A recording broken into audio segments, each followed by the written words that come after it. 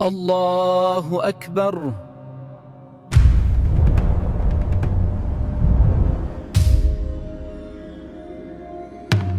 تاریخ کے سینے میں ایک راز دفن ہے، ایک ایسا راز جو صدیوں بعد بھی زندہ ہے۔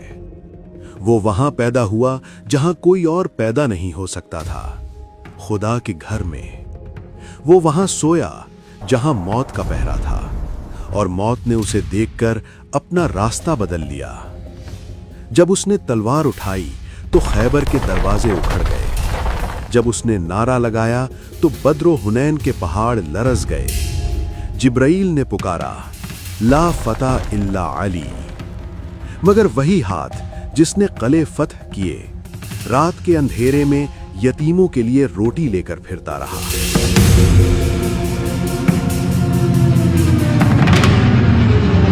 وہ پہلا شخص تھا جس نے دنیا میں آنکھ کھولی تو حضرت محمد مصطفیٰ صلی اللہ علیہ وآلہ وسلم کا چہرہ دیکھا، اور جب دنیا سے گیا تو خدا کے گھر میں سجدہ کرتے ہوئے گیا۔ کون ہے وہ؟ نفس رسول، باب علم، فاتح خیبر، حضرت علی علیہ السلام، شیر خدا۔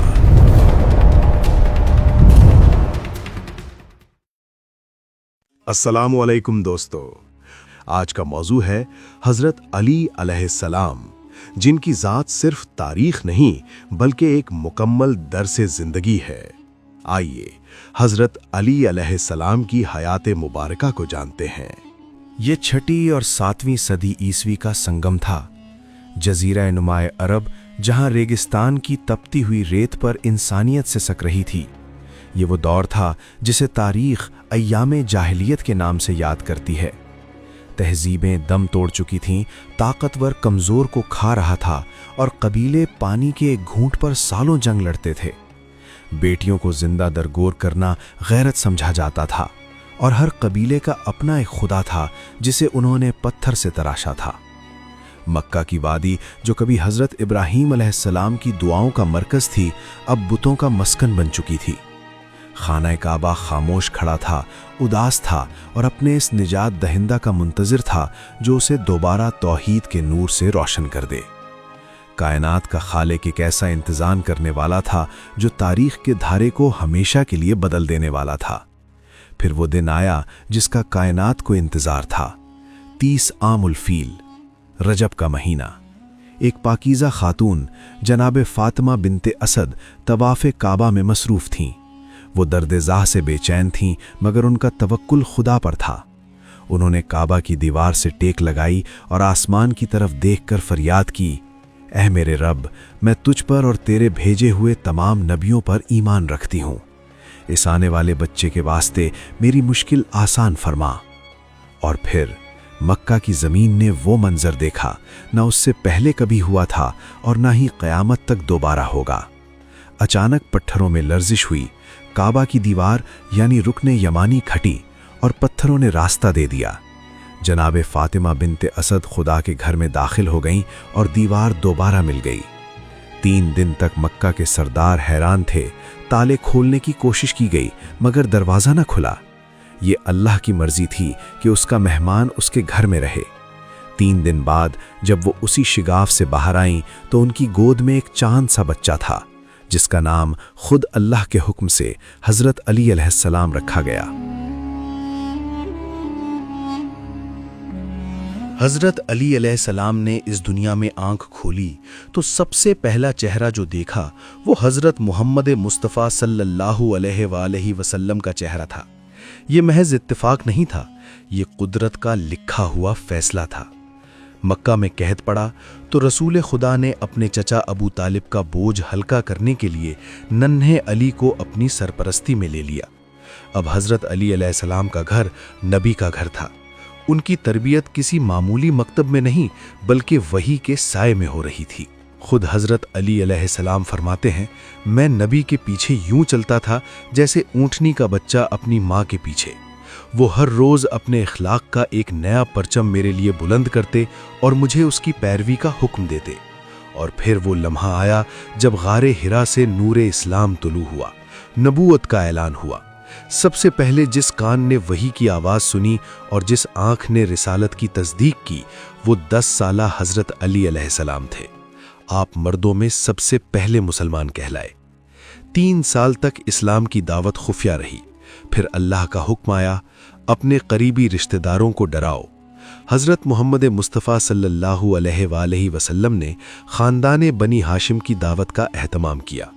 खाने के बाद रसूल खुदा खड़े हुए और फरमाया, ए बनु हाशिम, मैं तुम्हारे लिए दुनिया और आखिरत की भलाई लेकर आया हूँ।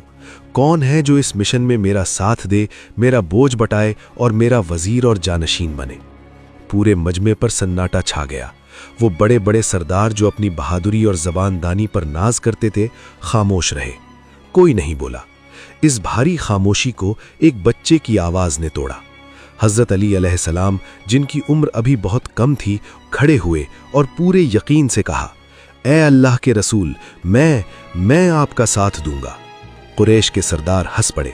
उन्होंने तंज किया, मगर वो नहीं जानते थे कि आज जिस बच्चे पर वो हंस रहे हैं, कल वही बच्चा उनके गुरूर के बुतों को पाश पाश कर देगा।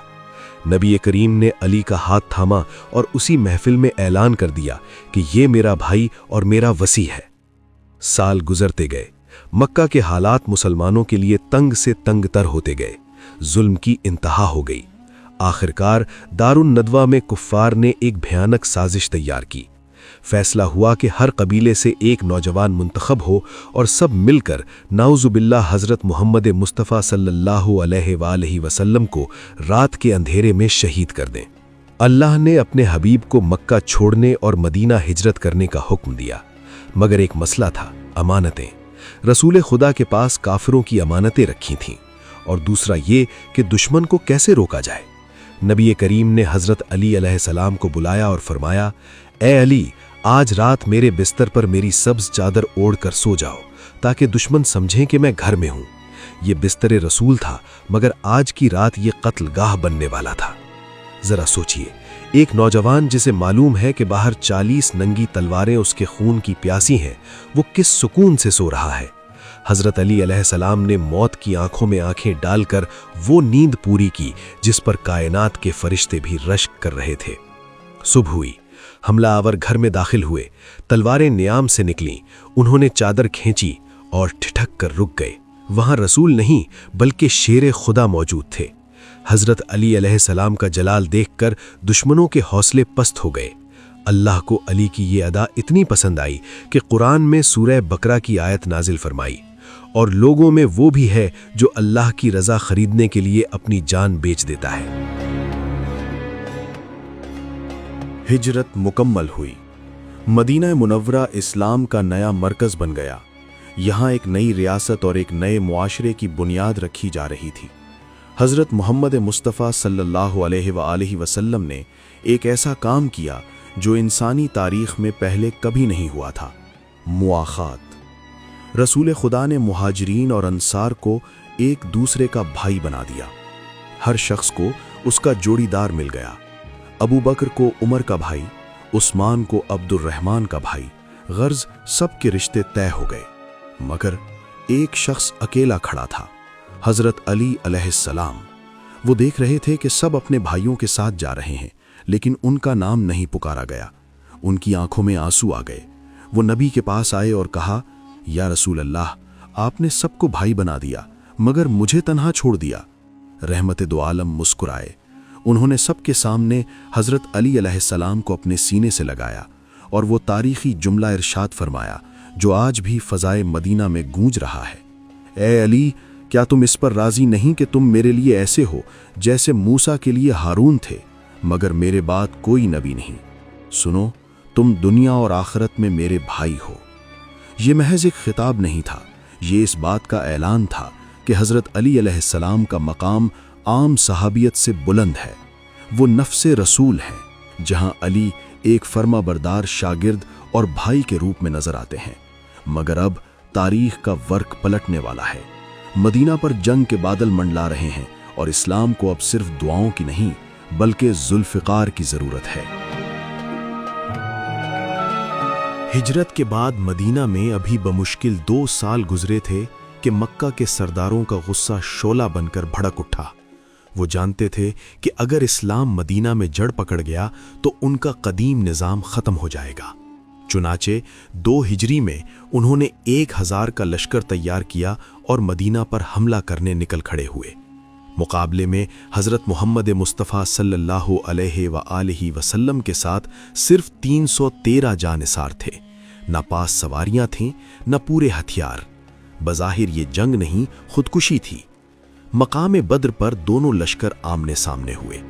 عرب کا دستور تھا کہ عام جنگ سے پہلے مبارزت 1 on 1 مقابلہ ہوتا تھا۔ کفار کی طرف سے ولید، عتبہ اور شیبہ نکلے اور پکارا، اے محمد، ہمارے مقابلے پر اپنے ہم پلہ لوگوں کو بھیجو۔ رسول خدا نے اپنے چچا حمزہ، عبیدہ اور سب سے آخر میں اپنے سب سے چھوٹے چچا زاد حضرت علی علیہ السلام کو بھیجا۔ یہ علی کی زندگی کا پہلا بڑا معرکہ تھا۔ ان کی عمر بمشکل 25 سال تھی۔ تاریخ لکھتی ہے کہ حضرت علی علیہ السلام آندھی کی طرح دشمن پر جھپٹے۔ ولید بن عتبہ، جو قریش کا مایہ ناز جنگجو تھا، علی کی تلوار کی ایک ہی ضرب سے زمین بوس ہو گیا۔ یہ اسلام کی پہلی فتح تھی۔ بدر میں کل 70 کافر مارے گئے، جن میں سے تقریباً آدھے اکیلے حضرت علی علیہ السلام کی تلوار کا شکار ہوئے۔ یہاں دنیا نے پہلی بار حیدر قرار کا جلال دیکھا۔ بدر کی شکست نے قریش کی کمر توڑ دی تھی۔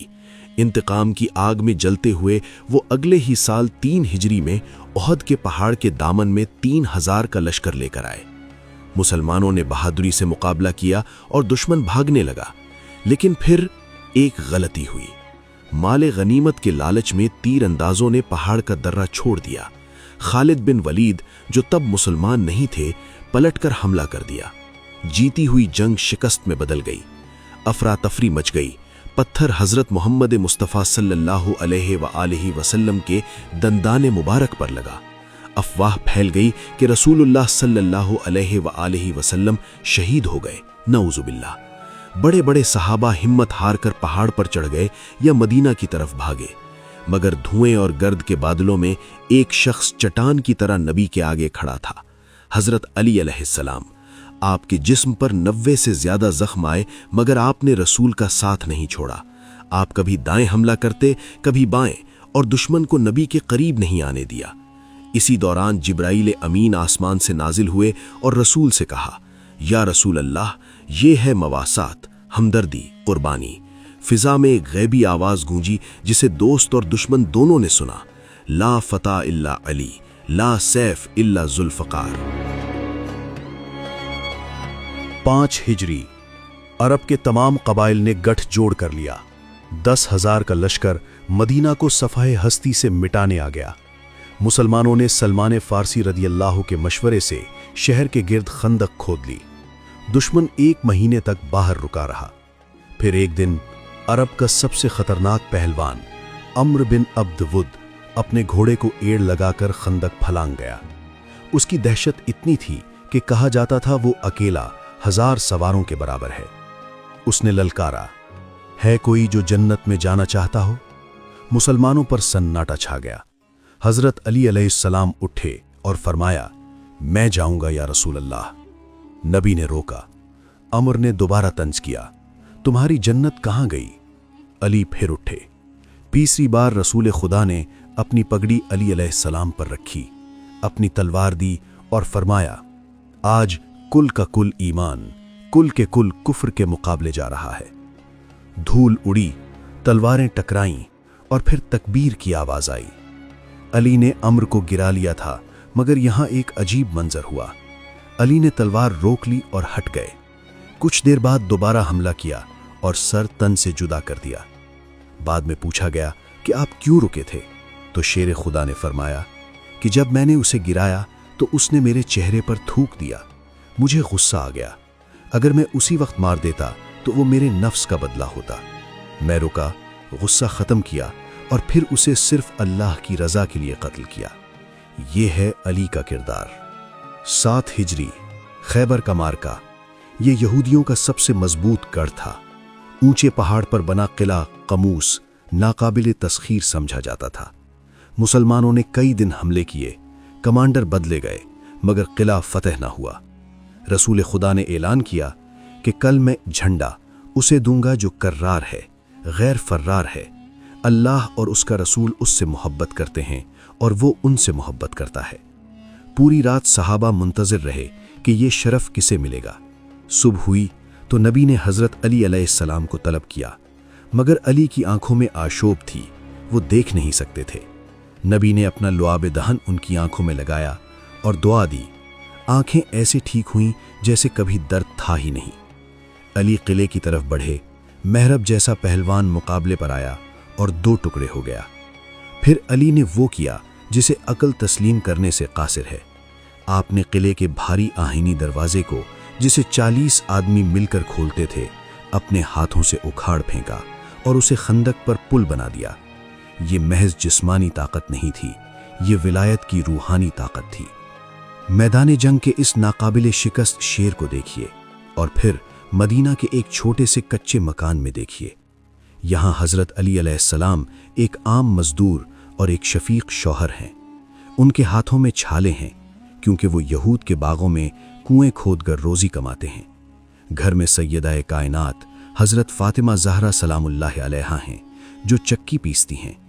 گھر میں فاقہ ہے، مگر دروازے پر کوئی سوالی آ جائے تو اپنا افطار اسے دے دیتے ہیں۔ 3 دن مسلسل ایسا ہی ہوا۔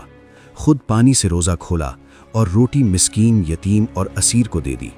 اللہ کو ان کی یہ ادا اتنی بھائی کہ قرآن میں سورہ دہر نازل کر دی اور فرمایا، یہ وہ ہیں جو اللہ کی محبت میں کھانا کھلاتے ہیں۔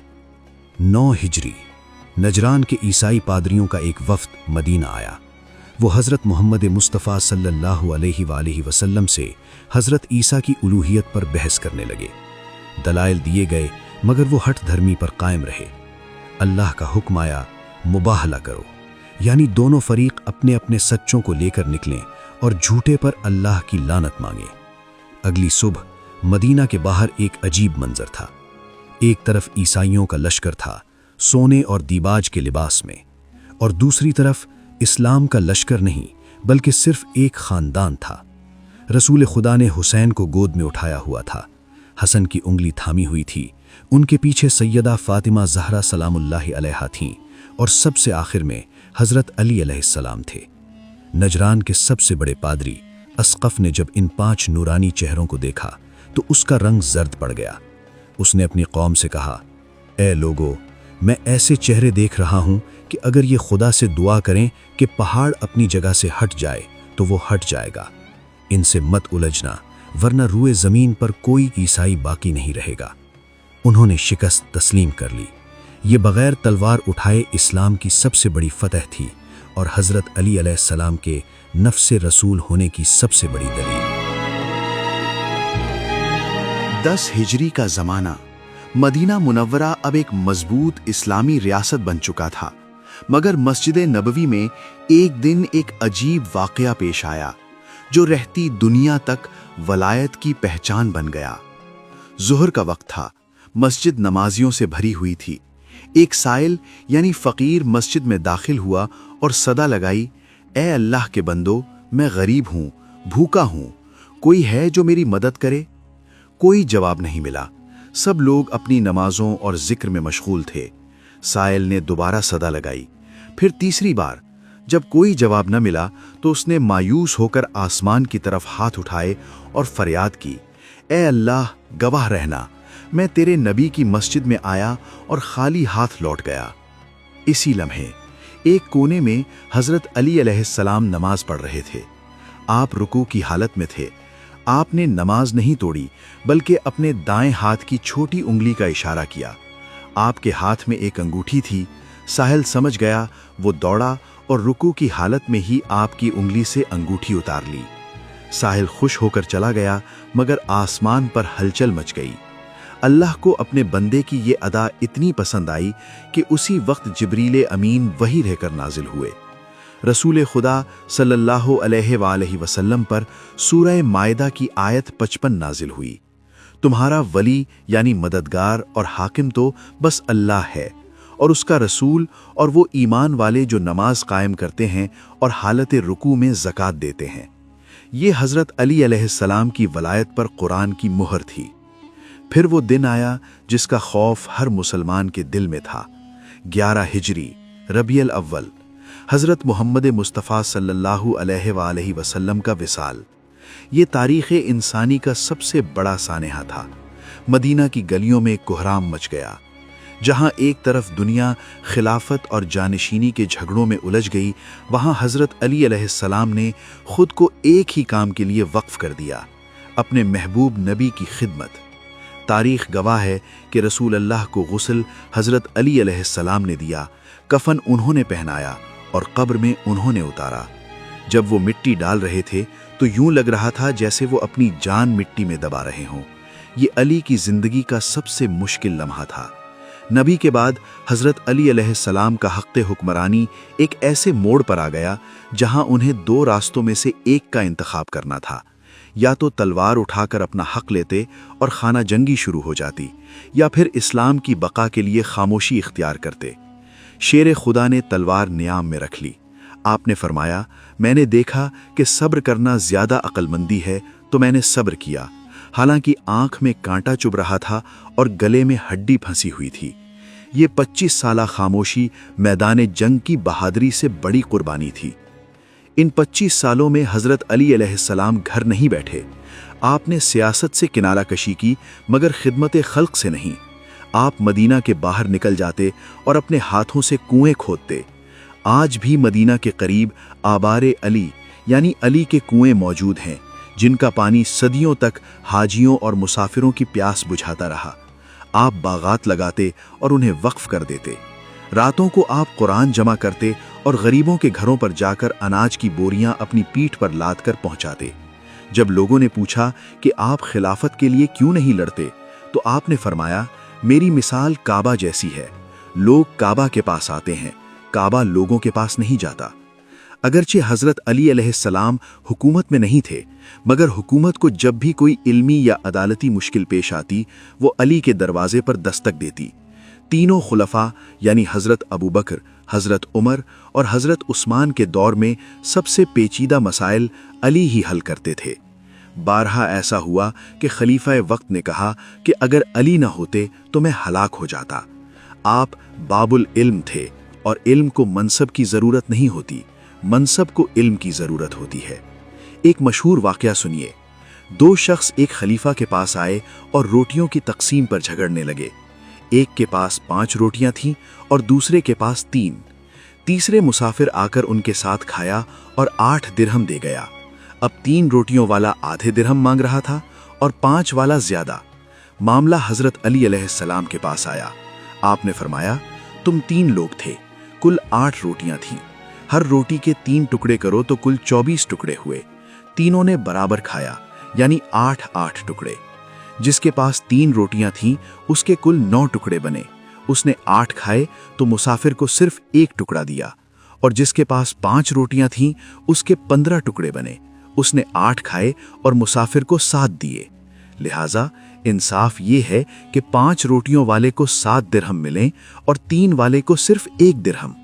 ये फैसला सुनकर दरबार दंग रह गया। ये थी अली की हिकमत, जो रियाजी, साइंस और फ़िक़्ह पर मुकम्मल उबूर रखते थे। इसी दौरे खामोशी और बाद में खिलाफत के दौरान हज़रत अली अलैहिस्सलाम ने जो खुतबात दिए, वो आज एक किताब की शक्ल में मौजूद हैं, जैसे नहजुल बलागा कहते हैं। उनके अल्फाज में ऐसी तासीर थी कि पत्थर दिल भी मोम हो जाते। वो अरबी ज़बान के सबसे बड़े खतीब थे। उनके अक़वाल आज भी इंसानियत के लिए मशले राह हैं। आप फरमाते हैं, ए दुनिया, मेरे अलावा किसी और को धोखा दे। मैंने तुझे 3 बार तलाक दे दी है, जिसके बाद रुजू की गुंजाइश नहीं। और फरमाया, इंसान ज़बान के नीचे छुपा होता है। खामोशी का तवील दौर गुजर चुका है। उम्मत में इंतशार फैल चुका है। लोग भागे हुए हज़रत अली अलैहिस्सलाम के दरवाजे पर आ रहे हैं। वो अब उन्हें अपना खलीफा बनाना चाहते हैं, मगर क्या अली इस कांटों भरे ताज को कबूल करेंगे? 25 साल की तवील खामोशी के बाद हालात ने ऐसा पलटा खाया कि मदीना की गलियां लोगों से भर गईं। 35 हिजरी तीसरे खलीफा की शहादत के बाद आलम इस्लाम में इंतशार फैल चुका था। हर तरफ से सिर्फ एक ही आवाज आ रही थी, या अली, या अली। वो लोग जो कल तक हजरत अली अलैहिस्सलाम से दूर थे, आज उनके दरवाजे पर उमड़ आए थे। وہ جانتے تھے کہ ڈوبتی ہوئی کشتی کو اب صرف وہی بچا سکتا ہے جس نے خیبر کا دروازہ اکھاڑا تھا، مگر شیر خدا نے اقتدار لینے سے انکار کر دیا۔ آپ نے فرمایا، مجھے چھوڑ دو اور کسی اور کو تلاش کر لو۔ مستقبل کے افق پر مجھے سیاہ بادل نظر آ رہے ہیں۔ لیکن مجمع نہیں مانا، اصرار حد سے بڑھ گیا۔ آخرکار حجت تمام کرنے کے لیے اور عدل قائم کرنے کے لیے حضرت علی علیہ السلام نے خلافت قبول کی۔ یہ کوئی پھولوں کی سیج نہیں تھی، یہ کانٹوں کا تاج تھا۔ پہلے ہی دن آپ نے اعلان کر دیا، سن لو، میری حکومت میں امیر اور غریب، عرب اور عجم برابر ہوں گے۔ میں وہ مال بھی واپس لے لوں گا جو ظلم سے لیا گیا ہو، چاہے وہ عورتوں کے مہر میں ہی کیوں نہ دیا گیا ہو۔ دنیا نے قیصر و کسریٰ کے دربار دیکھے تھے، مگر اب دنیا ایک عجیب حکمران دیکھ رہی تھی۔ ایک ایسا حکمران جو آدھی دنیا کا بادشاہ ہے مگر اپنے جوتے خود ٹانکتا سیتا ہے۔ ایک رات ایک شخص آپ سے ملنے آیا۔ حضرت علی علیہ السلام بیت المال کا حساب لکھ رہے تھے۔ کمرے میں ایک شمع جل رہی تھی۔ آنے والے نے اپنی ذاتی بات شروع کی۔ علی نے فوراً پھونک مار کر شمع بجھا دی اور اپنی جیب سے ایک چھوٹی موم بتی نکال کر جلائی۔ وہ شخص حیران رہ گیا۔ اس نے پوچھا، یا امیر المؤمنین، آپ نے ایسا کیوں کیا؟ آپ نے فرمایا، جب تک تم مسلمانوں کے مال کا حساب کر رہے تھے میں نے ان کی شمع جلائی۔ اب تم اپنی ذاتی بات کر رہے ہو تو میں مسلمانوں کا تیل کیوں جلاؤں؟ یہ تھا علی کا عدل، جس نے دنیا کے حکمرانوں کے لیے معیار قائم کر دیا۔ 37 ہجری خانہ جنگی مسلط کر دی گئی۔ حضرت علی علیہ السلام کا لشکر کوفہ سے صفین یعنی شام کی طرف روانہ ہوا۔ راستہ دشوار گزار تھا۔ صحرا کی تپتی دھوپ میں لشکر کا پانی ختم ہو گیا۔ سپاہی اور گھوڑے پیاس سے نڈھال ہو گئے۔ چلتے چلتے وہ ایک ویران جگہ پہنچے جہاں ایک قدیم عیسائی مٹھ یعنی مونسٹری تھا۔ لشکر نے راہب سے پانی مانگا۔ بوڑھے راہب نے اوپر سے جھانک کر کہا، یہاں پانی کا ایک قطرہ نہیں ہے، تمہیں یہاں سے میلوں دور جانا پڑے گا۔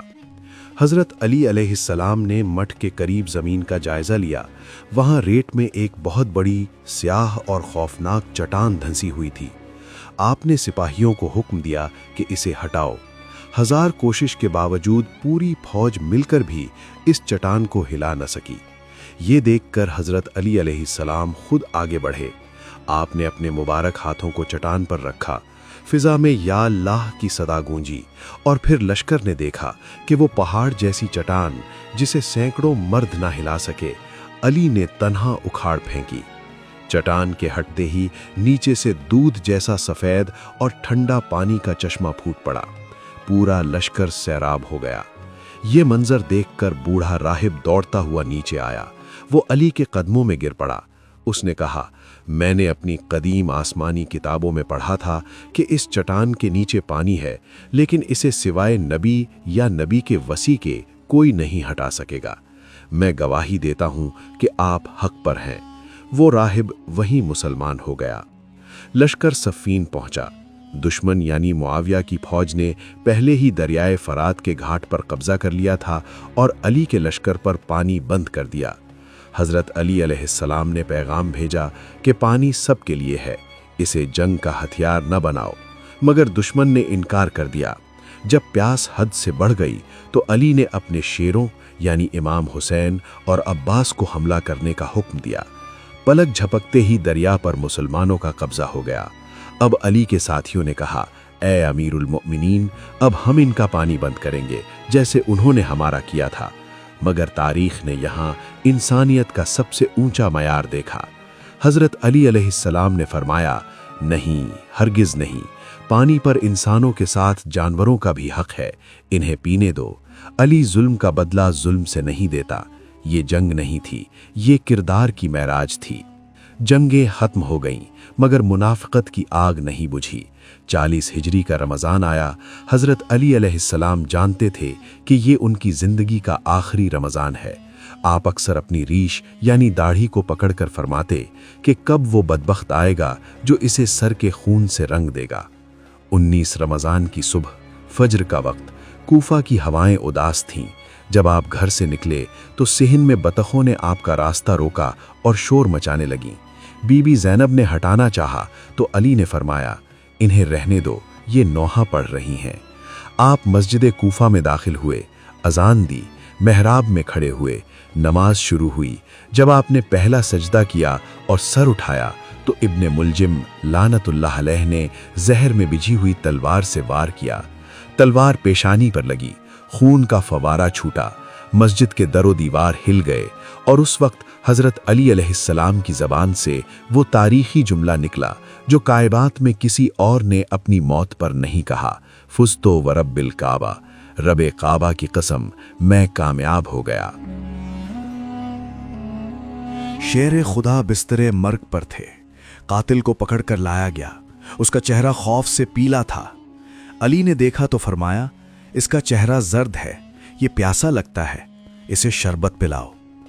دنیا حیران تھی کہ یہ کیسا انسان ہے جو اپنے قاتل کی پیاس کا خیال رکھ رہا ہے۔ پھر اپنے بیٹوں حسن اور حسین کو وصیت کی، اگر میں زندہ رہا تو مجھے اختیار ہے، اگر میں شہید ہو گیا تو صرف ایک وار کا بدلہ ایک وار لینا، اس کے اعضاء مت کاٹنا اور ظلم نہ کرنا۔ 21 رمضان کی رات علم کا باب بند ہو گیا، عدالت یتیم ہو گئی۔ علی کو رات کے اندھیرے میں نجف کی سرزمین پر دفن کیا گیا تاکہ دشمن قبر کی بے حرمتی نہ کر سکیں۔ صدیوں تک وہ قبر چھپی رہی، مگر آج نجف کا وہ سنہرا گنبد سورج کی طرح چمک رہا ہے۔ کروڑوں لوگ وہاں سلام کرنے جاتے ہیں۔ ظلم مٹ گیا، مگر علی کا نام، علی کا عدل اور علی کا عشق آج بھی زندہ ہے۔ بے شک علی کل بھی کامیاب تھے، علی آج بھی کامیاب ہیں۔